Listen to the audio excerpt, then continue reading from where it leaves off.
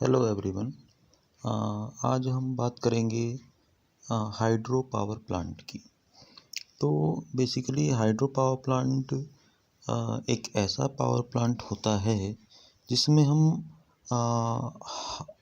पानी यानी कि वाटर की एनर्जी को यूज करके इलेक्ट्रिकल एनर्जी को जनरेट करते हैं। अब अगर इसके बारे में हम बात करें तो इसके एक ब्लॉक डायग्राम से हम काफ़ी सारी चीज़ें समझ सकते हैं। तो जैसा कि हम देख पा रहे हैं कि हाइड्रो पावर प्लांट में जो मेन पार्ट्स होते हैं वो होते हैं reservoir, dam, surge tank, then penstock and then power station. तो अगर हम इनके बारे में एक एक करके बात करें तो सबसे पहला पार्ट आपका आता है रिजर्वायर। तो रिजर्वायर क्या है? आपका एक जलाशय यानी कि जल का बहुत ही इकट्ठा पार्ट, यानी कि हम जल को इकट्ठा कर लेते हैं एक प्लेस में, वो आपका एक रिजर्वायर बन जाता है। यानी कि पानी की कमी हमें ना लगे, पानी की कमी ना हो पावर प्लांट के लिए। उसके बाद हम बनाते हैं डैम, यानी कि एक आपका कंक्रीट का या सीमेंटेड के साथ साथ आपका रॉक्स यानी कि जो आपके पत्थर होते हैं उनसे हम एक डैम बनाते हैं जिससे आप पानी के प्रेशर को एक पर्टिकुलर हाइट से डाला जा सके। तो इसका रीज़न क्या होता है आपका कि जब पानी एक पर्टिकुलर हाइट से गिरता है तो उसमें काइनेटिक एनर्जी आ जाती है, या इसको हम कहेंगे पोटेंशियल एनर्जी आ जाती है। तो ये पोटेंशियल एनर्जी आपका डैम के द्वारा हमें मिलती है। अब इसके डैम से होते होते आपका एक टनल होती है, प्रेशर टनल होती है, जिसके होते होते आपका एक पेन स्टॉक, यानी कि ये एक पाइप्स होते हैं जो आप देख पा रहे हैं, यानी कि आपका पाइप्स लगे होते हैं जिसके थ्रू पानी आपका एंटर होता है। अब ये पेन स्टॉक का काम क्या है कि पानी को कैरी करना। तो पानी को कैरी करने के लिए यानी कि उसके प्रेशर को इंक्रीज करने के लिए हम पाइप्स बना देते हैं जिसको हम पेन स्टॉक बोलते हैं। अब ये पेन स्टॉक आपका कनेक्ट होता है पावर हाउस यानी कि पावर स्टेशन से। पावर स्टेशन में क्या होता है आपका एक टरबाइन लगी होती है और दूसरा आपका जनरेटर लगा होता है। दोनों का काम जो हमने थर्मल पावर प्लांट में भी पढ़ा था वही सेम होता है, यानी कि जो पानी आपका वाटर आ रहा है पेन स्टॉक से पाइप के थ्रू, उसमें प्रेशर है, यानी प्रेशर के साथ उसमें पोटेंशियल एनर्जी है। अब जब ये पोटेंशियल एनर्जी टरबाइन पर गिरती है, यानी कि पानी टरबाइन पर गिरता है, तो टरबाइन घूमती है। तो टरबाइन घूमते ही क्या होता है आपका जो पानी की पोटेंशियल एनर्जी होती है वो मैकेनिकल एनर्जी में कन्वर्ट हो जाती है। और इसके बाद आपका जनरेटर कनेक्ट होता है पावर स्टेशन में। तो वो जनरेटर क्या करता है, इस मैकेनिकल एनर्जी को इलेक्ट्रिकल एनर्जी में कन्वर्ट कर देता है। और जो अब पानी बचा हुआ होता है, यानी कि टरबाइन आपकी घूम गई, अब जो पानी बचा हुआ होता है उसको हम टेल रेस, यानी कि सबसे एंड में लास्ट पार्ट है, टेल रेस के द्वारा वापस उसी जहाँ से हमने पानी नदी से या किसी और मेथड से इसको लिया था उसी में वापस पानी छोड़ दिया जाता है। यानी कि हम पानी को वेस्ट नहीं करते हैं या उसको ख़त्म नहीं करते हैं, वो आपका बाकी पर्पज़ के लिए यूज होता रहता है। तो इसमें हमने क्या पढ़ा, एक चीज़ इसको फिर से रिवाइज करें तो एक आपका रिजर्वायर होगा। रिजर्वायर यानी कि जहाँ पे आपका पानी का भराव होगा, पानी इकट्ठा हुआ रहता है, यानी कि बहुत बड़ा पानी का एरिया। इसकी नीड क्या होती है, क्योंकि बारिश का पानी इसमें ज़्यादातर हम इकट्ठा करते हैं या नदियों का पानी इकट्ठा हो जाता है। वो इकट्ठा करने का पर्पज़ यही है क्योंकि पानी हमेशा हर समय एक पर्टिकुलर वैल्यू में अवेलेबल नहीं है। कभी बारिश कम होती है, कभी बारिश ज़्यादा होती है। तो जब बारिश हो रही है यानी कि बरसात का टाइम आपका है तो हमें पानी की कोई प्रॉब्लम नहीं है, तो हम सफिशिएंटली उसको पेन स्टिक के थ्रू पावर हाउस में भेज देते हैं। लेकिन जब पानी की कमी होती है, यानी कि आपका बरसात रेनी सीजन नहीं होता है, तो हम रिजर्वायर से पानी का यूज करते हैं और उसको हम डैम के थ्रू एक पर्टिकुलर पेन स्टॉक्स यानी कि पाइप्स के थ्रू हम उसको अप्लाई करते हैं टरबाइन पे। टरबाइन यानी कि जो पावर स्टेशन होता है, पावर हाउस होता है, उसमें टरबाइन और जनरेटर दोनों कनेक्ट होते हैं। टरबाइन क्या करती है, पोटेंशियल एनर्जी को, पानी की पोटेंशियल एनर्जी को मैकेनिकल एनर्जी में कन्वर्ट करती है। और जनरेटर क्या करता है, इस मैकेनिकल एनर्जी को इलेक्ट्रिकल एनर्जी में कन्वर्ट कर देता है। तो एक सिंपल सा हाइड्रो पावर प्लांट की वर्किंग होती है। तो एक ब्रीफ समरी हमने इसकी पढ़ी। अब इसमें कुछ चीज़ जैसे सर्ज टैंक लगा हुआ है। इस सर्ज टैंक का काफ़ी बड़ा रोल होता है।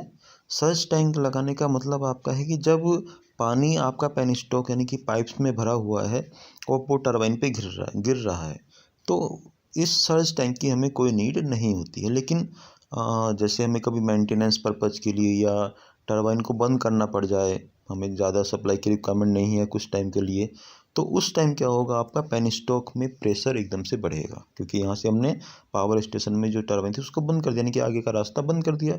अब पीछे से आपका पानी प्रेशर से आ रहा है और आगे से हमने उसका रास्ता बंद कर दिया, तो क्या होगा, आपका जो पाइप्स लगे हैं यानी कि जो पेनस्टॉक है वो फट सकता है या टूट सकता है। तो उसको रोकने के लिए हम क्या करते हैं, सर्ज टैंक लगा देते हैं, यानी कि जो आपका एक्सेस वाटर यानी कि जो ज़्यादा पानी है जो प्रेशर के कारण आपका डेवलप कर सकता है, वो हम अलग से सर्ज टैंक में उसको स्टोर कर लेते हैं। तो एक सेफ्टी पर्पज़ है पेनस्टॉक के लिए।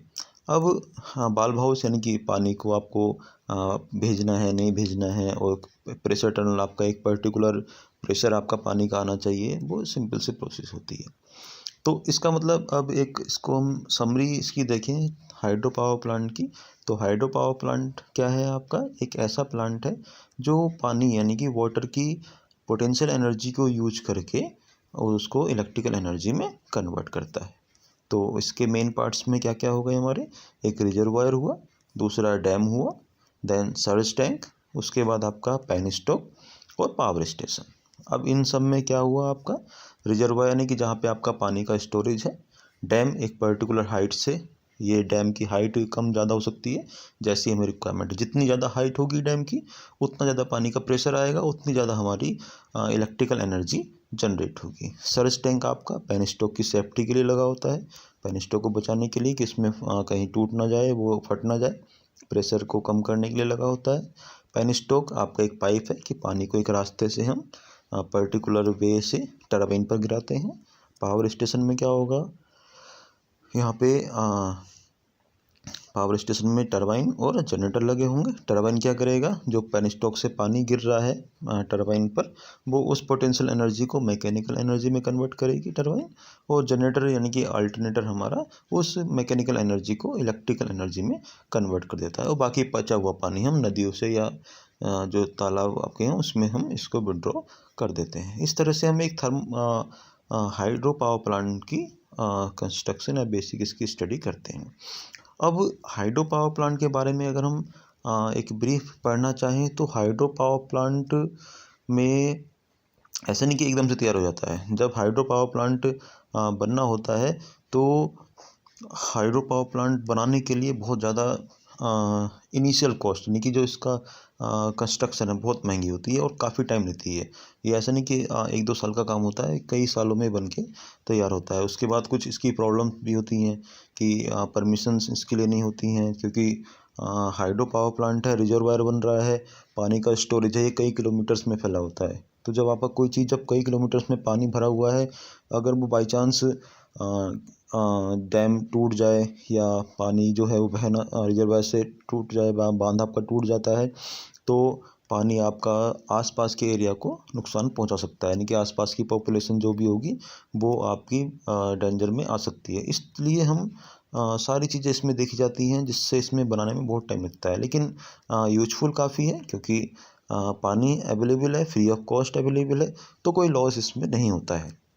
यानी कि आपका जो लॉसेस हैं, जो आपका मेंटेनेंस लॉसेस हैं, उसमें ज़्यादा इसमें कुछ नहीं हमारा लॉसेस है, केवल एक इनिशियल कॉस्ट है, यानी कि स्टार्टिंग में हमने इसको बना लिया, और जब एक बार आपका अगर प्लांट बन गया है, फिर उसके बाद इसमें मेंटेनेंस कॉस्ट लगभग फ्री ही होती है। दूसरा एडवांटेज क्या होगा इसका, कि जो पोल्यूशन है, पोल्यूशन थर्मल पावर प्लांट में बहुत ज़्यादा पोल्यूशन होता है, एयर पोल्यूशन आपका, ये एटमॉस्फेयर के लिए आपका फ्रेंडली है, यानी कि आपका कोई इसमें पोल्यूशन नहीं होता है, ये फ्री ऑफ पोल्यूशन है, यानी कि कोई प्रदूषण की इसमें गुंजाइश होती ही नहीं है, क्योंकि वाटर आपका है, सिंपली इसमें कोई लॉस भी ज़्यादा नहीं होते हैं। दूसरा इसका एडवांटेज क्या है कि एफिशिएंसी बहुत ज़्यादा होती है।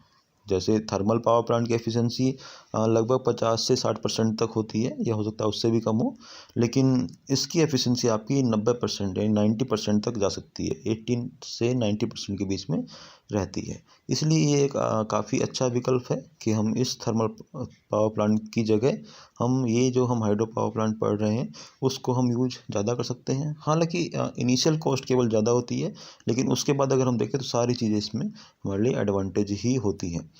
उसके बाद इसकी लाइफ भी बहुत ज़्यादा होती है क्योंकि मेंटेनेंस कॉस्ट कम है और मेनली केवल 2 पार्ट इसमें हैं, रिजर्वायर और डैम।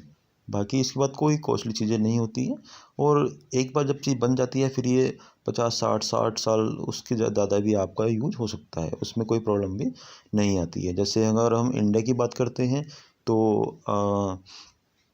जैसे जो सबसे ऊंचा डैम आपका जैसे टिहरी डैम हो गया, वो आपका आता है जो उत्तराखंड में बना हुआ है। इसकी ये कई किलोमीटर्स में फैला हुआ है, यानी कि आपका जो रिजर्वायर बना हुआ है वो काफ़ी एरिया में फैला हुआ है।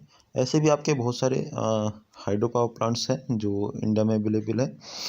अ, ये आपका था एक हाइड्रो पावर प्लांट। तो अभी तक हमने थर्मल पावर प्लांट और दूसरा आज जो पढ़ा हमने वो हाइड्रो पावर प्लांट पढ़ा है। दोनों के अपने अपने एडवांटेज हैं और अपने अपने डिसएडवांटेज हैं, लेकिन थर्मल पावर प्लांट के मुकाबले देखा जाए तो हाइड्रो पावर प्लांट के एडवांटेज ज़्यादा हैं। बट उसमें प्रॉब्लम केवल एक यही है कि इसकी जो इनिशियल कॉस्ट है वो ज़्यादा है और दूसरा डैम और रिजर्वायर की सेफ्टी बहुत ज़्यादा है। अगर ज़रा सा भी डैम आपका टूट सकता है, टूट जाए तो आसपास के कई एरिया कई किलोमीटर्स के एरिया को ये तबाह कर सकता है। तो ये सेफ्टी की प्रॉब्लम होती है। बाकी इसके बाद हम बाकी प्लांट्स को भी स्टडी करेंगे धीरे धीरे। तो उनके लिए आप इन लेक्चर्स को लाइक करते रहिए और कोई प्रॉब्लम आपको लगती है तो उसको आप रिव्यू या उसका कमेंट कर सकते हैं, उसको हम आगे में क्लियर करेंगे। Okay, thank you.